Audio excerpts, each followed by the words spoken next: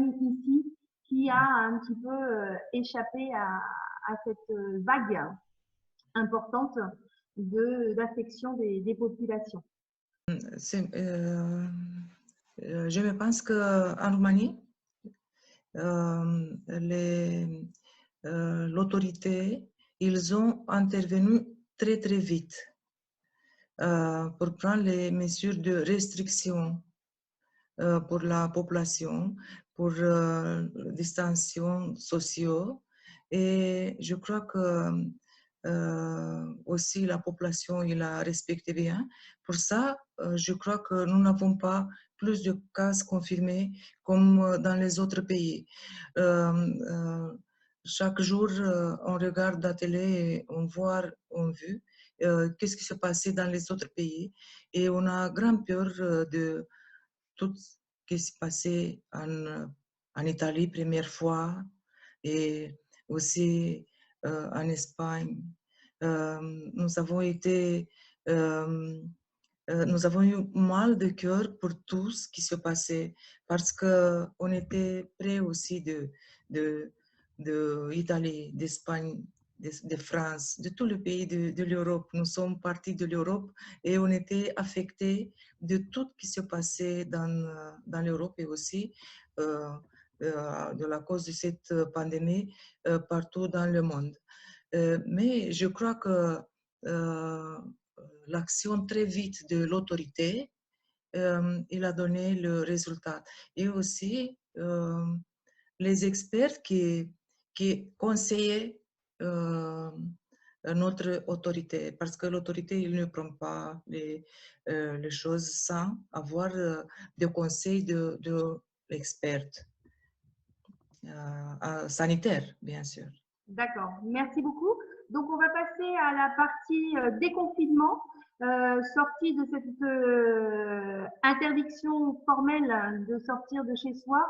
En Espagne, Monsieur Jorge Villar, donc vous, c'était vraiment une interdiction très très ferme, personne n'avait le droit de sortir. Il y a simplement depuis dimanche dernier, donc le 26 avril, que les enfants sont autorisés à sortir pendant 1 heure dans un rayon de 1 km, n'est-ce pas? Comment se prépare votre déconfinement en Espagne?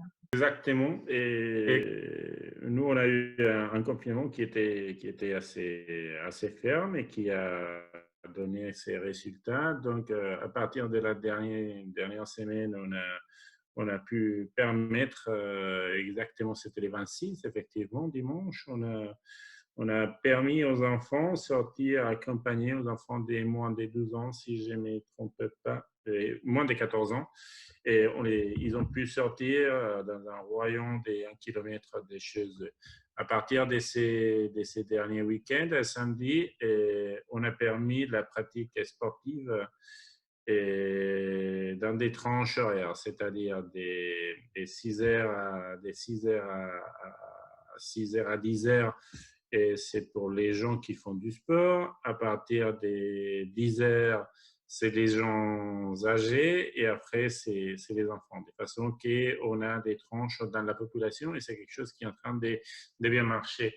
Comment est-ce qu'on va organiser la sortie? Quelle est la prévision? Parce qu'on sait toujours qu'est-ce qu'on n'a pas aujourd'hui, c'est des certitudes. Ça va dépendre toujours de l'évolution de la pandémie. J'ai ici une infographie et que je vais vous partager. C'est les phases des sorties et dans ces confinements. Donc, on est dans cette phase de préparation, que c'est la phase 0, donc, dans laquelle s'est permis la sortie des mineurs, les sports et quelques négoces qui peuvent sortir, par exemple les salons de coiffure avec des énormes mesures de sécurité, aussi la restauration à domicile. Et à partir du 11 mai, si l'évaluation est positive, on va pouvoir réouvrir les petits marchés. On va commencer à voir les terrasses, pas en 30% comme c'est mis ici, sinon en 50%. C'est un changement de cette semaine. On commencerait à ouvrir petit à petit, les hôtels, les logements touristiques, les églises et les endroits des cultes, les musées. Et dans la phase D, donc fin mai jusqu'au 7 juin, on commencera à ouvrir avec beaucoup moins de limitations, les restaurants, les cinémas, les théâtres, les concerts, les monuments. Ça va être permis la chasse et la pêche, les centres éducatifs.